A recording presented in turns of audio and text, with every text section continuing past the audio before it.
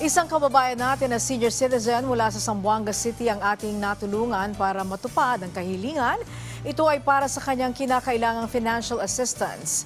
Ang kanilang kwento ating pong panoorin.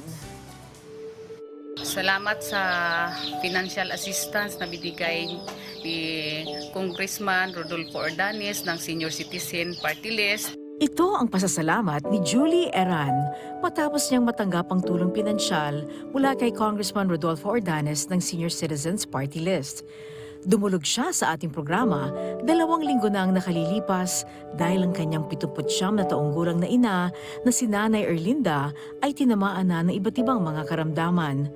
Kwento niya, nahihirapan na silang may pagpatuloy ang gamutan ng kanilang ina dahil na rin sa kawalan ng sapat na pinagkakakitaan.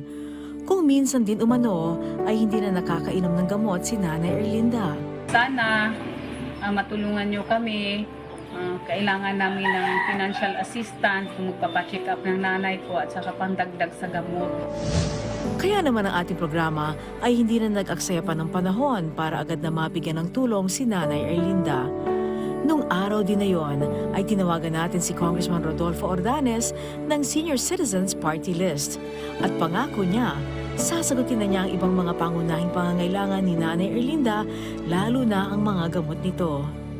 Makalipas lamang ang ilang araw, ay tinawagan na sila ng staff ni Congressman Ordanes para hingi ng detalye kung paano may papaabot sa kanila ang tulong pinansyal ng kongresista.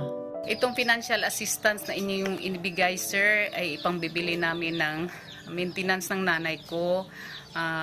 Ipili namin ito ng insulin syringe, glucometer strips, at saka yung mga vitamins na pinescribe ng manggagamot. Isang pagbati rin ang kanyang ipinaabot sa ating programa at Congressman Rodolfo Ordanes ng Senior Citizens Party List. Malaki na pong tulong talaga. Pinapasalamatan ko po kayo, Congressman Rodolfo Ordanes ng Senior Citizen Party List, si Ma'am Angelique Lazo, PTB, Malasakit at Work na nagbigay tulong sa nanay. Thank you so much and Merry Christmas and a Happy New Year. Merry Christmas din po! At sa mga nais humingi ng tulong sa PTV Malasakit at Work, maaari kayong magpadala ng mensahe sa ating official Facebook page na PTV Malasakit at Work. Maaari kayong mag-message sa amin sa PTV Malasakit at Work @gmail.com. Muli, ang tunay na malasakit ay laging at work.